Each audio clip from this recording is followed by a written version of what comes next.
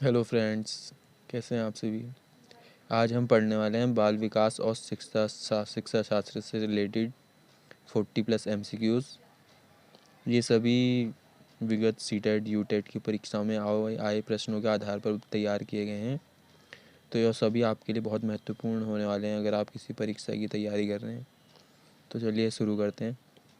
पहला प्रश्न है, पियाजे के अनुसार निम्नलिखित में से कौन सी अवस्था है जिसमें बच्चा अमूर्त संकल्पनाओं के विषय में तार्किक चिंतन करना संभव आरंभ करता है। अमूर्त संकल्पना, देखिए मूर्त और अमूर्त। मूर्त क्या होता है? जो बच्चे को दिख रहा है, बच्चा सिर्फ उसके बारे में ही सोचता है या समझता है। अमूर्त संकल्पना या अमूर्त चिंतन उसे कहते हैं जो बच्चे को नहीं दिख रहा। मीन्स बच्चा दो वाइट चीज़ों के मध्य जो अंतर है उसको समझने लगता है। ठीक है, तो इसका जो सही आंसर है वो है बी, औपचारिक संक्रियात्मक अवस्था। क्वेश्चन नंबर 2, बच्चों में बौद्धिक विकास की 4 विशिष्ट अवस्थाओं की पहचान की गई। ठीक है, ये किसने कहा था? ये कहा था पियाजे द्वारा। ठीक है, पियाजे द्वारा कहा गया था बच्चों में बौद्धिक विकास की 4 विशिष्ट अवस्थाएं हैं। ठीक है, जिसको संवेदी पेशी अवस्था, ठीक है, ये सब थे जिसमें। तीसरा प्रश्न है, निम्नलिखित में से किस अवस्था में बच्चे अपने समवयस्क समूह के सक्रिय सदस्य हो जाते हैं? ठीक है, तो इसका राइट आंसर है किशोरावस्था। किशोरावस्था में बच्चे जो है समवयस्क समूह के सक्रिय सदस्य हो जाते हैं, मतलब सामाजिक ग्रुप के सक्रिय सदस्य हो जाते हैं। क्वेश्चन नंबर 4, बालकों की सोच अमूर्तता की अपेक्षा मूर्त अनुभवों एवं प्रत्ययों से होती है, यह अवस्था है। क्वेश्चन नंबर 4 का सही आंसर है 7 से 12 वर्ष तक। क्वेश्चन नंबर 5, बच्चों के संज्ञानात्मक विकास को सबसे अच्छे तरीके से कहाँ परिभाषित किया जा सकता है? इसका सही आंसर है विद्यालय एवं कक्षा में। क्वेश्चन नंबर 6, विकास कभी ना समाप्त होने वाली प्रक्रिया है, यह विचार किससे संबंधित है? इसका सही आंसर है निरंतरता का सिद्धांत से ये थॉट जो है प्रेरित है या संबंधित है। क्वेश्चन नंबर 7, खिलौनों की आयु कहा जाता है, तो खिलौनों की आयु किसे कहा जाता है? खिलौनों की आयु कहा जाता है पूर्व बाल्यावस्था को। क्वेश्चन नंबर 8, तनाव और क्रोध की अवस्था किसे कहा जाता है? तो तनाव और क्रोध की किस अवस्था कहा जाता है? किशोरावस्था में। किशोरावस्था एक ऐसी अवस्था होती है जिसमें छात्र या बालक जो होते हैं वो अधिक तनाव पे रहते हैं और अधिक क्रोध उन्हें आता है। इसलिए उसको क्या क्या कैसी अवस्था कहा जाता है? बिगड़ने और सुधरने की अवस्था भी कहा जाता है किशोरावस्था को। क्वेश्चन नंबर 9, मूल्यांकन किया जाना चाहिए। तो आपको बताना है यहाँ पे मूल्यांकन बच्चों का किस आधार पर किया जाना चाहिए। तो इसका सही आंसर है ऑप्शन सी, बच्चों के सीखने के स्तर का ज्ञान होता है। ठीक है, मूल्यांकन क्यों करते हैं? मूल्यांकन समय बच्चों की नॉलेज का पता चलता है कि उन्होंने अभी तक क्या सीखा और उन्हें कहाँ पे समस्या आ रही है। क्वेश्चन नंबर 10, मानसिक विकास को प्रभावित करने वाले कारक हैं। इसका सही आंसर है उपरोक्त सभी। इसमें वंशानुक्रम भी है, वंशानुक्रम भी मानसिक विकास को प्रभावित करता है, वातावरण आसपास का माहौल भी, परिवार की सामाजिक स्थिति। ठीक है, परिवार की सामाजिक स्थिति, परिवार किस धर्म से है, किस कुल से है, ठीक है, या कैसी मानसिकता है परिवार की, ये सब जो है उसके मानसिक विकास को क्या करते हैं? प्रभावित करते हैं। तो इसका सही आंसर होगा उपरोक्त सभी। विकास में वृद्धि से तात्पर्य है, इसका सही आंसर है आकार, सोच, समझ, कौशलों में वृद्धि, ऑप्शन डी। क्वेश्चन नंबर 12, एक अच्छा अध्यापक विद्यार्थियों के मध्य बढ़ावा देता है। ठीक है, तो क्या देता है? इसका सही आंसर है ऑप्शन बी, संयोग की भावनाओं को क्या करता है? बढ़ावा देता है छात्र अध्यापक। ठीक है, क्वेश्चन नंबर 13, मानसिक रूप से स्वस्थ अध्यापकों की विशेषता क्या है? इसका सही आंसर है वह संवेदनात्मक रूप से संतुलित हैं। संवेदनात्मक मीन्स इमोशनली। ठीक है, इमोशनली कंट्रोलेंस की जो एबिलिटी होती है वो विकसित होती है किसमें? एक अध्यापक में जो मानसिक रूप से स्वस्थ होता है। ठीक है, वो अपने सारे संवेगों को क्या करता है? नियंत्रण रखना सीख लेता है। इसका सही आंसर है ऑप्शन ए। क्वेश्चन नंबर 14, शिक्षा का अति महत्वपूर्ण उद्देश्य है। ठीक है, इसका शिक्षा का जो मेन ऑब्जेक्टिव है वो क्या है? बच्चों का या छात्रों का सर्वांगीण विकास करना, ओवरऑल डेवलप करना। इसका सही आंसर है ऑप्शन बी। क्वेश्चन नंबर 15, सतत एवं व्यापक मूल्यांकन में व्यापक मूल्यांकन शब्दावली का तात्पर्य है। इसका जो सही आंसर है वो है आंसर सी, ऑप्शन सी, शैक्षिक एवं सह शैक्षिक क्षेत्र का मूल्यांकन। क्वेश्चन नंबर 16, निम्नलिखित में से कौन सा कथन सत्य है? ठीक है, इसमें 4 विकल्प दिए हैं। लड़के अधिक बुद्धिमान होते हैं, लड़कियां अधिक बुद्धिमान होती हैं, बुद्धि का लिंग के साथ कोई संबंध नहीं होता, ऑप्शन डी, सामान्यतः लड़के लड़कियों से अधिक बुद्धिमान होते हैं। तो इसका राइट आंसर है ऑप्शन सी, बुद्धि का लिंग के साथ संबंध नहीं होता। ठीक है, चाहे वो लड़की हो, लड़का हो, ठीक है, या कोई भी जेंडर के हों, उनका संबंध जो है उनके लिंग से नहीं होता है। उनकी मेंटल एबिलिटी का, जैसा हमने आपको ऊपर बताया था, ठीक है, उसके जैसे वंशानुक्रम, वातावरण, इन्वायरमेंट, ये सब का प्रभाव पड़ता है, मानसिक स्तर का, लिंग का प्रभाव नहीं पड़ता। क्वेश्चन नंबर, तो इसका सही आंसर क्या हो जाएगा? Option C. क्वेश्चन नंबर 17, परामर्श का उद्देश्य है। बच्चों को परामर्श देने का क्या उद्देश्य है? बच्चों को समझाना, बच्चों की कमियों का कारण पता करना, बच्चों को समायोजन के में सहायता प्रदान करना, ऑप्शन डी, उपरोक्त सभी। तो इसका सही आंसर क्या हो जाएगा? उपरोक्त सभी। परामर्श का क्या उद्देश्य है? बच्चों को समझाना भी है। परामर्श मीन्स बच्चों को सुझाव देना, ठीक है, या फिर बच्चों को सही दिशा प्रदान करना, उन्हें सुझाव देना, ठीक है, ये सब परामर्श के अंदर आता है। क्वेश्चन नंबर 18, शिवानी द्वारा पूछे गए एक प्रश्न का उत्तर शिक्षक तत्काल नहीं दे सकता है, शिक्षक की प्रतिक्रिया क्या होनी चाहिए?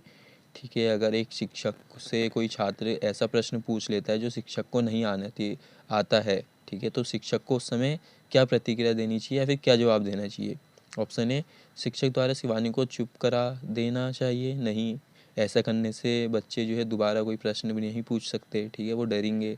ऑप्शन बी, शिक्षक द्वारा शिवानी का ध्यान बटा देना चाहिए, नहीं, बच्चे बहुत समझदार होते हैं, ऐसे करने से बच्चों के अंदर हीन भावना ही उत्पन्न हो सकती है शिक्षक के प्रति। ऑप्शन डी, शिक्षक को कहना चाहिए मैं नहीं जानता हूँ, ठीक है, ये भी गलत है क्योंकि एक शिक्षक को क्या होना चाहिए? सारी जानकारी होनी चाहिए। इसलिए कहते हैं कि शिक्षक को हर विषय का ज्ञान होना चाहिए। जो एक अच्छा शिक्षक होता है उसे सभी विषयों का ज्ञान होता है, बेसिक नॉलेज होती है। ऑप्शन डी, शिक्षक द्वारा इस प्रश्न का सही उत्तर बाद में समझकर देना चाहिए। तो इसका जो सही आंसर होगा वो होगा ऑप्शन डी, ठीक है। शिक्षक को क्या कहना चाहिए कि बेटा इसका आंसर मैं जो है सोच के बताऊंगा, या फिर मैं इसका फाइंड करके नेक्स्ट डे आपको इसका आंसर बताऊंगा। अच्छा प्रश्न आपने पूछा, ठीक है, इससे क्या होगा? बच्चे मोटिवेट भी होंगे और अगले दिन बच्चों को आंसर भी मिल जाएगा, ठीक है। तो इसका सही आंसर है ऑप्शन डी।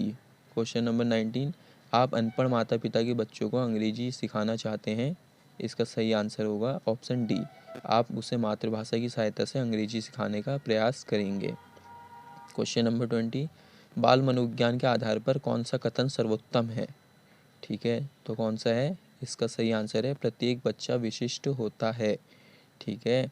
हर बच्चा जो है विशिष्ट होता है, उसमें विशिष्ट कलाएं या फिर विशिष्ट कौशल होता है, बस उसको विकास करने की आवश्यकता होती है। क्वेश्चन नंबर 21, बच्चों का मूल्यांकन होना चाहिए, इसका सही आंसर है सतत एवं व्यापक मूल्यांकन द्वारा। क्वेश्चन नंबर 22, निःशुल्क एवं अनिवार्य शिक्षा का अधिकार अधिनियम कितने वर्ष के बच्चों के लिए लागू है? इसका जो सही आंसर है वो है 6 से 14 वर्ष, ऑप्शन ए। क्वेश्चन नंबर 23, समाजीकरण वह प्रक्रिया है जिसमें बच्चे और वयस्क सीखते हैं, ठीक है, तो इसका सही आंसर है परिवार से, विद्यालय से, साथियों से, इन सभी से, ठीक है। तो इन सभी से बच्चों में क्या आती है? सामाजिकीकरण की भावना जो है विकसित होती है। क्वेश्चन नंबर 24, बच्चे के विकास के सिरस्थ सिद्धांत के अनुसार निम्न में से सत्य कथन है? तो इसका सही आंसर जो है वो है ऑप्शन ए, विकास सिर से पैर की ओर होता है, ठीक है। क्वेश्चन नंबर 25, मानव जाति में वे कौन से व्यक्तित्व विभिन्नताएं के निर्धारक तत्व होते हैं जो मानव जाति की विविधता को बताते हैं? इसका सही आंसर है ऑप्शन सी, आनुवांशिक व पर्यावरण की अंतःक्रिया। आनुवांशिक क्या होते हैं? जेनेटिक, ठीक है, जैसे मैंने आपको पिछले वीडियो में बताया था, आनुवांशिक या जेनेटिक वो होते हैं माता या पिता या उसके पूर्वजों के गुण बच्चों में आना, ठीक है, उनकी एबिलिटी, उनकी क्षमता जो है बच्चों पे आना। पर्यावरण, इन्वायरमेंट, माहौल, आपके आसपास का माहौल जो है कैसा है, ये सब एक छात्र के व्यक्तित्व का विकास करने में या व्यक्तित्व को निर्धारित करने में बहुत अहम योगदान कारक या फिर निर्धारक तत्व साबित होते हैं। क्वेश्चन नंबर 26, वाइगॉट्स्की ने बाल विकास के बारे में कहा कि, देखिए पहले जान लीजिए वाइगॉट्स्की कौन थे। वाइगॉट्स्की, कोहलबर्ग, थॉर्नडाइक, ये सब जो है मनोवैज्ञानिक थे, ठीक है। साइकोलॉजी थॉट्स जो है इन्होंने दिए। तो इन्होंने बाल विकास के बारे में जो इनका कथन है वो है ऑप्शन बी, यह सामाजिक अंतःक्रियाओं के कारण होता है, ठीक है, बाल विकास जो होता है। ऑप्शन 27, नंबर 27, बुद्धि के संबंध में सही कथन है। तो बुद्धि के संबंध में समायोजन करने की क्षमता का नाम बुद्धि है, सीखने की क्षमता का नाम बुद्धि है, संक्षिप्त तार्किकता की क्षमता का नाम बुद्धि है, उपरोक्त सभी। तो इसका सही आंसर क्या हो जाएगा, उपरोक्त सभी, क्योंकि ये तीनों जो हैं बुद्धि से संबंधित कथन है। क्वेश्चन नंबर 28, आधुनिक मनोविज्ञान का क्या अर्थ है। आधुनिक, देखिए ये बहुत महत्वपूर्ण प्रश्न है। हर सीटेड, यूटेड, ठीक है, डीलेड, हर परीक्षाओं में पूछा जाता है, तो इसे अच्छे से याद करें। क्वेश्चन नंबर 28 का जो सही आंसर है व्यवहार का मनोविज्ञान या फिर व्यवहार का अध्ययन, ठीक है। आधुनिक जो मनोविज्ञान है उसे क्या कहा जाता है, व्यवहार का अध्ययन कहा जाता है। क्वेश्चन नंबर 29, परिवार एक साधन है, ठीक है। तो इसका सही ऑप्शन है, इसमें ऑप्शन दिए गए हैं आपको, अनौपचारिक शिक्षा का, औपचारिक शिक्षा का, दूरस्थ शिक्षा का, गैर औपचारिक शिक्षा का। तो इसका जो सही आंसर है वो है अनौपचारिक शिक्षा का, ठीक है। जैसे आपने एक कथन सुना होगा, बच्चों का पहला विद्यालय क्या होता है, घर होता है। उसका जो प्रथम शिक्षक होते हैं वो उसके माता पिता होते हैं, ठीक है। और ये अनौपचारिक शिक्षा होती है, ठीक है। इसमें बच्चों को कोई सर्टिफिकेट वगैरह नहीं दिया जाता है, उनको बस सिखाया जाता है, ठीक है। तो ये एक अनौपचारिक शिक्षा हुई। औपचारिक शिक्षा क्या होती है, औपचारिक शिक्षा में क्या होता है, एक प्रमाण पत्र, सर्टिफिकेट या फिर डिग्री मिलती है, उसे हम जो आपको विद्यालय से मिलती है, ऐसी शिक्षा को हम औपचारिक शिक्षा कहते हैं। दूरस्थ शिक्षा जो हमें दूर से प्रदान की जाती है, ठीक है, जैसे ओपन यूनिवर्सिटीज़, ठीक है, या फिर इंटरनेट की हेल्प से जो आप सीखते हैं, यूट्यूब, ठीक है, या फिर गूगल की, उसे हम दूरस्थ शिक्षा कहते हैं, ठीक है। तो इसका जो सही आंसर है वो है ऑप्शन ए, अनौपचारिक शिक्षा से। क्वेश्चन नंबर 30, बच्चे दुनिया के बारे में अपनी समझ का सृजन करते हैं, इसका श्रेय जाता है, इसका जो सही आंसर है वो है ऑप्शन ए, पियाजे का, ठीक है, पियाजे का सिद्धांत है। क्वेश्चन नंबर 31, निम्नलिखित में से कौन सा वस्तुनिष्ठ प्रश्न है, ठीक है। ऑप्शन है ए, निबंधात्मक प्रश्न, ऑप्शन बी, लघुत्तात्मक प्रश्न, ऑप्शन सी, मुक्त उत्तर वाला प्रश्न, ऑप्शन डी, सत्य या असत्य। तो इसका जो सही आंसर है वो है सत्य या असत्य, ठीक है, right and wrong, option D is right answer. Question number 32, मानव व्यक्तित्व परिणाम है, ठीक है। इसमें आपको 4 विकल्प दिए गए हैं, तो इसका सही आंसर है वो इसका ऑप्शन सी, आनुवांशिकता और वातावरण की अंतःक्रिया, ठीक है। आनुवांशिक, जेनेटिक, वातावरण, एनवायरनमेंट, आसपास का माहौल, ठीक है। ऑप्शन 32, 33, निम्नलिखित में से कौन सा सूक्ष्म गतिक कौशल का उदाहरण है। तो इसका सही आंसर है ऑप्शन ए, लिखना। क्वेश्चन नंबर 34, बुद्धिलब्धि मापन के जन्मदाता हैं, ठीक है। ये भी बहुत इंपॉर्टेंट प्रश्न है, हर परीक्षा में पूछा जाता है, ठीक है। इसका जो सही आंसर है वो है ऑप्शन डी, टरमैन, ठीक है। टरमैन को जो है आईक्यू पता करने का जो है जन्मदाता या फिर खोजकर्ता भी आप कह सकते हैं, ठीक है। इसका सही आंसर हो जाएगा ऑप्शन सी।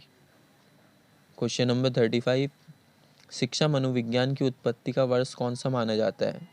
तो इसका सही आंसर है ऑप्शन डी, 1900 को, ठीक है, 1900 को। क्वेश्चन नंबर 36, विकास के मनोसामाजिक सिद्धांत का प्रतिपादन किसने किया था, ठीक है। 4 विकल्प दिए हैं आपको, एरिक्सन, फ्राइड, कोहलर, वाटसन। तो इसका जो सही आंसर है वो है एरिक्सन, ठीक है, इसे भी अच्छे से याद करिएगा। क्वेश्चन नंबर 37, किसके अनुसार इदम, इड, ठीक है, जिसे आईडी भी कहते हैं, अहम, ईगो तथा प्राअहम, सुपर ईगो, व्यक्तित्व के 3 घटक हैं, ठीक है। किसके अनुसार, यार मतलब किसने जो है, ये बहुत बहुत बहुत ज़्यादा इम्पोर्टेंट क्वेश्चन है, ठीक है। इसका जो सही आंसर है वह है फ्राइड, जिसका पूरा नाम क्या है, सिगमंड फ्राइड, ठीक है। जिन्होंने जो है इड, ईगो और सुपर ईगो की क्या करी थी, विवेचना की थी, या फिर इन तीनों को परिभाषित किया था। इन तीनों के अनुसार ही उन्होंने अपना पूरे मनोवैज्ञानिक थॉट्स जितने भी हैं वो सब मनोवैज्ञानिक सिद्धांत जो है इनको ने प्रतिपादन किए थे।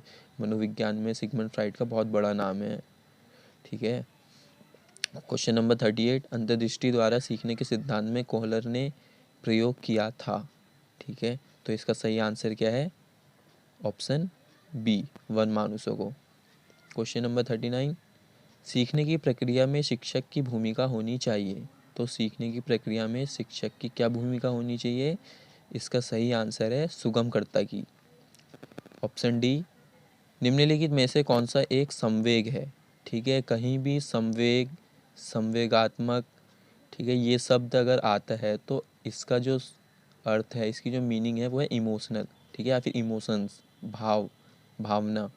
ठीक है, जैसे डर, प्रेम, क्रोध, ठीक है, या फिर प्रसन्नता, सुख दुख, ये सब क्या होते हैं? फीलिंग्स होती हैं या फिर इमोशंस होते हैं।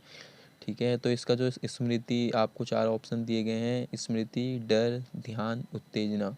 स्मृति नहीं है, ध्यान भी नहीं है, उत्तेजना भी नहीं है, तो इसका जो सही आंसर है वो क्या है? डर। ठीक है, तो आज आपने जो है बाल विकास और शिक्षा शास्त्र से संबंधित 40 प्रश्नों का को बारे पढ़ा। ठीक है, ये सभी जो हैं परीक्षाओं में पूछे जाते हैं। आई होप आपको हमारी पोस्ट या फिर हमारी वीडियो अच्छी लगी हो। हम ऐसी वीडियो लाते रहते हैं, हमारे चैनल को सब्सक्राइब करें। ठीक है, नेक्स्ट पोस्ट के साथ जल्दी मिलते हैं, तब तक के लिए धन्यवाद।